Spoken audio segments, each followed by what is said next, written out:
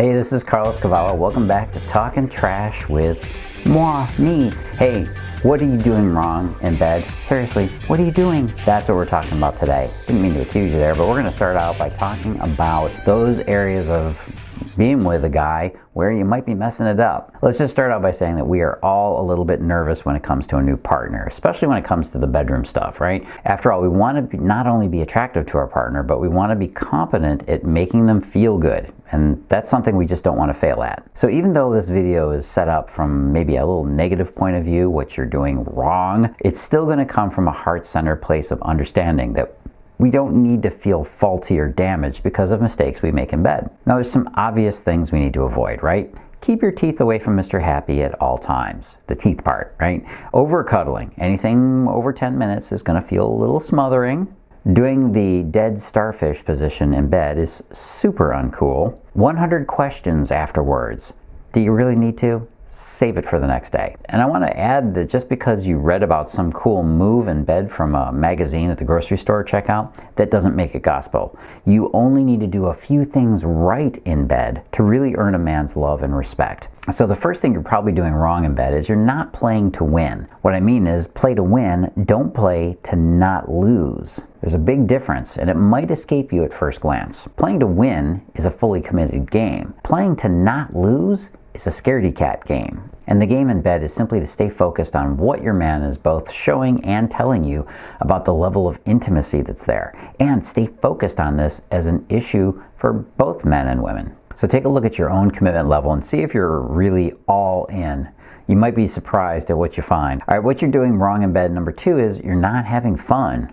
I really can't stress this one enough. Guys are not looking for unfun partners in life. I bet the same is true for you as well. No one wants a boring, stodgy old fart for a lover, and that also applies to the bedroom. When you're with a man, how much fun are you actually having? I find that if the person I'm with is not particularly into it or not really enthusiastic or fun, it's because of their baggage, it's their stuff. The fastest way you can tell if you're emotionally healthy is to see how much fun you're actually having. Okay? When a person feels free enough to have fun, they're probably pretty relaxed on the inside. What you're doing wrong in bed, number 3, is you're not a porn star. Now, I don't mean that you're not one and you need to be one. I'm actually saying the opposite. Women often try the stuff they see in porn movies without understanding why that position or move or phrase was used in the first place. So what is it he's looking for? He's looking for presence. He wants to see how there you appear to be, that you don't look like you're lost in memories of Downton Abbey episodes.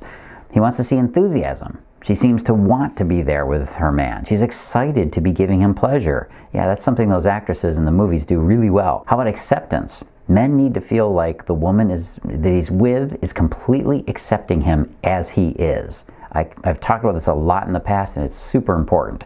It's far more rare of an experience than you might imagine. And yes, he wants to be desired. He wants to feel like the woman really wants him, not just some part of him, like his wallet. This is what men want, and that's why those movie makers put those elements in there. What you're doing wrong in bed, number 4, is you're not pre-playing. Pre-playing is my description of that time in a relationship when you're not already in the bedroom. It's not exactly foreplay either. That's with the intention of leading up to it, right? It's simply a way of recognizing that if you don't pay attention to the quality of your relationship outside of the bedroom, you're likely going to suffer quite a bit when it comes time to get together in the bedroom. Pre-playing, the way you live your life before you get in the bedroom, takes thought. It takes a lot of focus.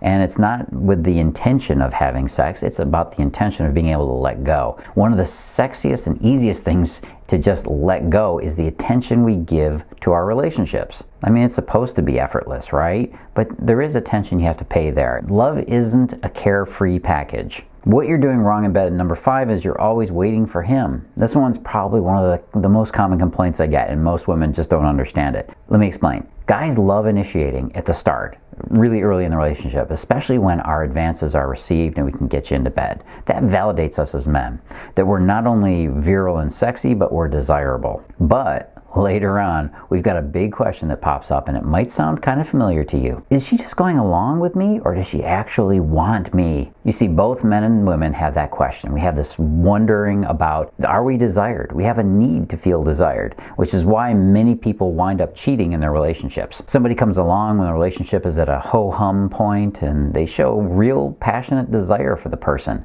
That's incredibly seductive, and it's something that is easy to fall into. So if you're always waiting for your guy to initiate because you want to feel desired, stop and think for a moment how he might feel the same way. The fact is that a man is much more likely to be turned down for sex than a woman. That's where a man feels rejection much more often, and that should be common sense to you and almost everyone that's watching this right now.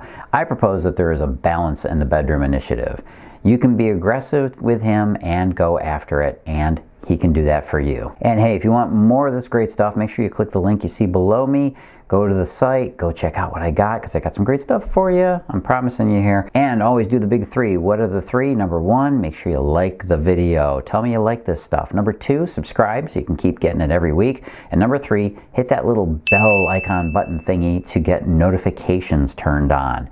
Otherwise, you might miss it. Even if you subscribe, you got to know when there's something new for you. And as always, leave me your comments and questions below, and I'll be back next time. This is Cavallo from datingadviceguru.com. Live and love with passion, and talk a little trash.